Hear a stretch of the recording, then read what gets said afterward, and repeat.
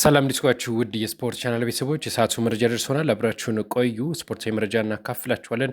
ሞሐመድ ሳላህ ወደ ቱርክ ሊያቀና እንዲሆኑ ታውቋል። ተስማምቷልም ነው የተባለው። ቪኒሺየስ ጁኒየር ልክ እንደ ክርስቲያኖ ሮናልዶ እድል ሊገጥመው ነው። ታሪክ ራሱን ደግሟል እየተባለ ነው። በምን ምክንያት ነው የምናካፍላችሁ ይሆናል። ሌላኛው እንግዲህ እንደ ሃላንድ አይነት አጨዋወት መከተል እፈልጋለሁ ሲል ጆ ፔድሮ እንደዚሁ ሀሳቡን ሰጥቷል። ስለሱም የምንመለከተው ነው። ባርሴሎና ጁሊያን አልቫሬዝን ለማስፈረም የሚያደርገውን ጥረት መቀጠሉም ታውቋል ነው የተባለው። ስለሱም አንዳንድ መረጃ እናካፍላችኋል። እነዚህን በርካታ የዝውውር መረጃዎች ይዘናል። አብራችሁ እንድትቆዩ ግን በአክብሮት እንጠይቃችኋለን። ወደ መረጃዎቹ እንሂድ። እናንተ ሰብስክራይብ አድርጉ። በቅድሜ የምንመለከተው ሞሐመድ ሳላ የቱርክ ክለብ አቀል ተስማምቷል የተባለው ግብፃዊው ኢንተርናሽናል አጥቂ ከ9 ዓመት ስኬታማ የመርሳይድ ክለብ ሊቨርፑል ቆይታ በኋላ በተጠናቀቀው ውድድር ዘመን መጨረሻ በይፋ መለያየቱ ይታወቃል።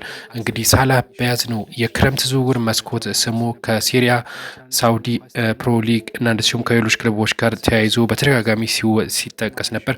የ34 ዓመቱ ተጫዋች በስተ መጨረሻም የቱርክ ሱፐር ሊግ ተሳታፊው ትራቦዛን ስፖርት መዳረሻ መሆኑ ተረጋግጧል። በክለቡ እስከ ሰኔ 2028 የሚቆይ ኮንትራት ውል የሚፈራረም ሲሆን አመታዊ 17 ሚሊዮን ዩሮ ደሞዝ ያገኛል ተብሏል። እጅግ ምርጥ እንግዲህ ዝውውር ነው ያደረገው። 17 ሚሊዮን ዩሮ በአመት ያገኛል። ከፍተኛ ክፍያ ነው ተብሎለታል።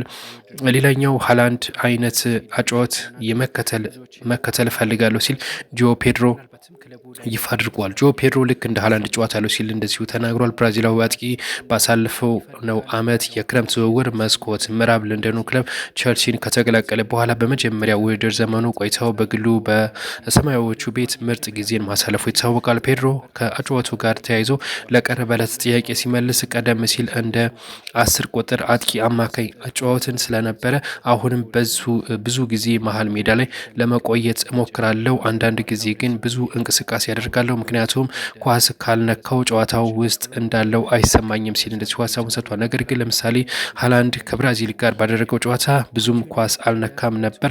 ሆኖም በሁለት ወሳኝ እንቅስቃሴዎች ብቻ ጨዋታውን መወሰን ችሏል። እኔም እንደዚህ አይነት አጨዋወት መጫወት እፈልጋለሁ ሲል እንደዚሁ ጆ ፔድሮ ሀሳቡን ሰጥቷል። ባርሴሎና ጁሊያን አልቫሬዝን ለማስፈረም የሚያደርገውን ጥረት መቀጠሉ ተገልጿል። የካታሎኑ ክለብ አርጀንቲናዊው አትሌቲኮ ማድሪድን አጥቂ በያዝነው ክረምት የዝውውር መስኮት ለማስፈረም ሁሉንም እንቅስቃሴ ማድረግ እንደሚፈልግ ይፋ ተደርጓል። ክለቡ ፕሬዚዳንት ሁዋን ላፖርት እና እንደዚሁም ስፖርቲንግ ዳይሬክተር ዲኮ በአልቫሬዝ ዝውውር ጉዳይ በአሁኑም ድረስ በሙሉ ቁርጠኝነት እንዳላቸው ሲገልጹ ስምምነቱ የመፈጸም እድል እስካለ ድረስ እጅ አንሰጥም ሲሉ ሀሳብ ሰጥተዋል። አርጀንቲናዊ አጥቂ ወኪል የሆነው ፍራንዶ ሂዳልጎ ጋርም ወሳኝ የሆነ ስብሰባ ዛሬ ምሽት እንደሚደረግ እንደዚሁ ሀሳብ ተሰጥቶበታል። አልቫሬዝ እንግዲህ ወደ ባርሳ የሚያደርገው ጉዞ እየተጠበቀ ነው የሚገኘው።